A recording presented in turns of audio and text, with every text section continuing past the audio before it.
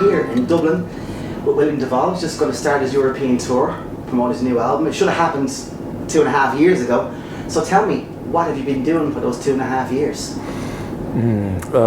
Well, a lot of time with the family, which is nice. I hadn't had a layoff of this length of time in forever. I mean, it's the longest layoff I've ever had since I've been playing music publicly. So 15 years old I started. I mean, it's a long time. It's unprecedented. So a lot of time with family, and just a lot of changes, like, you know, strengthening the personal, the familial, and the business infrastructures. This was time to do that. It would have needed doing anyway, and this really allowed unfettered time to do that. And of course, you know, writing, like most everyone else who was in this situation who's a writer. As it happens, last year I actually made a record. You know, it's a live in the studio record, but, you know, so it's not like I went into the studio for a month. It was more like I went in the studio for an evening.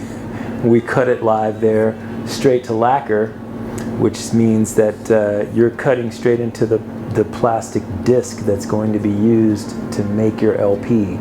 So there's no fixing of any kind that can be done. It's simply not possible. What you play is what you get.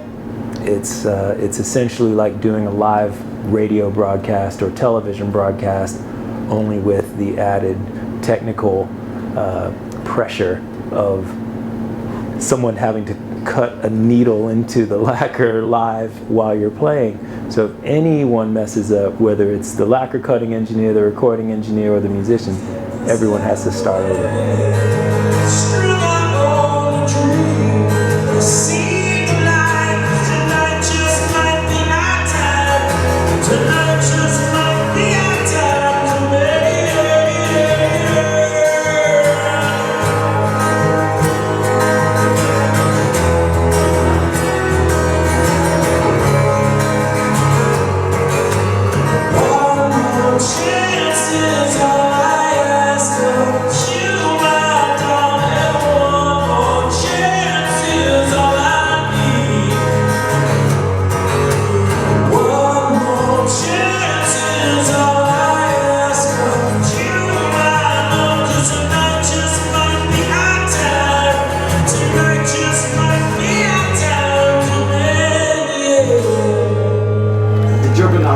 Chains is like, I mean, it's bound by a certain set of criteria, you know, studio rules, and you know, it seems that you've taken the whole solo thing by the scruff of the neck and saying, okay, this is my project, I want to deliver it the way I want to deliver it. Do you find it brings you closer to people, like, yeah, as regards it as not part, like, I wouldn't say like a corporate entity, but you know what I'm coming from, it's more like a cottage industry? Yes, very much so, very much so, and I take great pride in that, and I hope to preserve that as long as possible, if not forever, because I just think there's so much to it.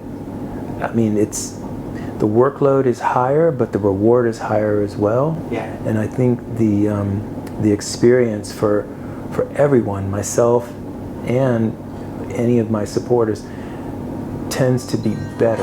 Now, strangers lost in grief, the hail of noise that life brings. Stone, I had to make my heart to fill the space where you used to be. I'm tired of the view through the veil.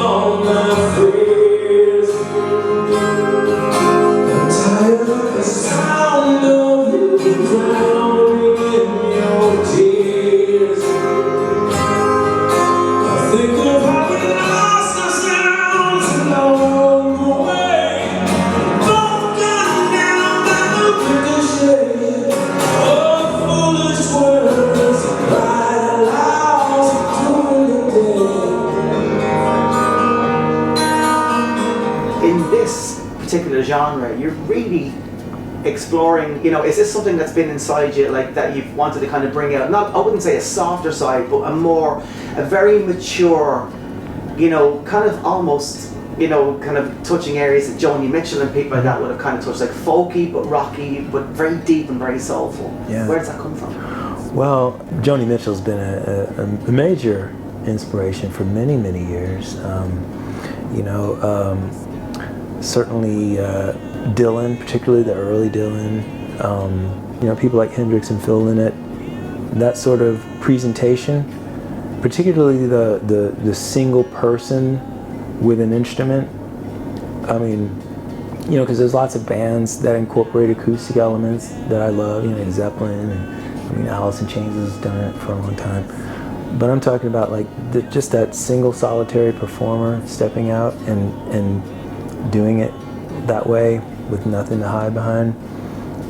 It's always been something that I've admired in other artists that can do it. And I didn't particularly have some long-standing desire where I said, one day I'm going to do that. But what did happen was I went into the studio to do a demo for one song, Till the Light Guides Me Home, and the demo was meant for another artist that I was considering working with at the time, and so I wanted to just lay the song down really fast so that she could have something to go off of. And while I was there, one, the engineer said, "Man, that's pretty good. You might want to reconsider giving that tune away." And two, the studio was there, the mics were up, and just decided to lay down a few more things while I had the time, you know. So in an afternoon, I laid down 7 songs, I think it was, and there were certain tunes from the Comes With the Fall catalog that always lent themselves to an acoustic, stripped down, one-person presentation. Occasionally, you know, we'd be hanging at parties or something, and, you know, I'd get asked to sing a song, and I just figured these renditions out by having to do it at parties and things. So I decided, you know, I'm here, I might as well record some of that, you know. And so at the end, I walked out of there with, I think, like 7 or 8 songs, and it just became clear that I think you might have something that's releasable here, you know. And so once I arrived at that, I decided to go in and record a few more to fill out the record. And now we have the One Alone album. You're so cruel when you walk on by. So cruel when you walk on by. Once I had the One Alone album, then inevitably one thinks of, well, you might as well play some shows behind this. Yeah, let's play this out. And I started playing shows in America, and then I booked this tour for Europe and the UK, and then of course the world went sideways. Everything went upside down, and we had to postpone the European tour for 2.5 years. I did get to play my shows in America, thankfully. At least the ones that had been booked up to that point. I got to do all of those. You were one day ahead of the pandemic all the time. I really was. Yeah, so I was watching that on the you were going up the coast, and every day there was a city being closed down, and you were on to the next one. That's exactly right. Yeah, That's exactly right. It was really, really bizarre. But I did get to finish. We finished in Seattle with 2 shows at the Triple Door, and I'm very happy that I got to complete that run. Well, now, finally here in Dublin, and I said, you know, that I wouldn't believe it until I was actually on stage, and now we're just an hour or 2 before actually being on stage. So I'm very happy about it. I mean, it's barely had time to really settle in, you know, that it's even happening, because you have all the logistical things of getting over here and maintaining your routine and all of that sort of thing. But I'm extremely happy that we are getting a shot at completing this. It's been a long time coming. Earlier, I've been talking stuff in a violent mood, fighting when lovers pass. I need needed someone with a quicker rhythm. Dorothy was fast. Well, I'm gonna get a few cocktails later tomorrow. Dorothy laughed. She said I sound like a real man to me. Kinda cute, huh?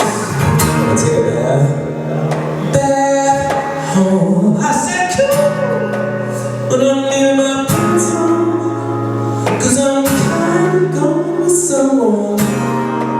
She said I sound like a real man to me. And if I turn on the radio, oh, favorite song she said, it was Jody singing. Help me, think I'm falling. Phone rang, she said, "Ooh, Eva's calling. Can't be as cute as you." And then I knew I was through.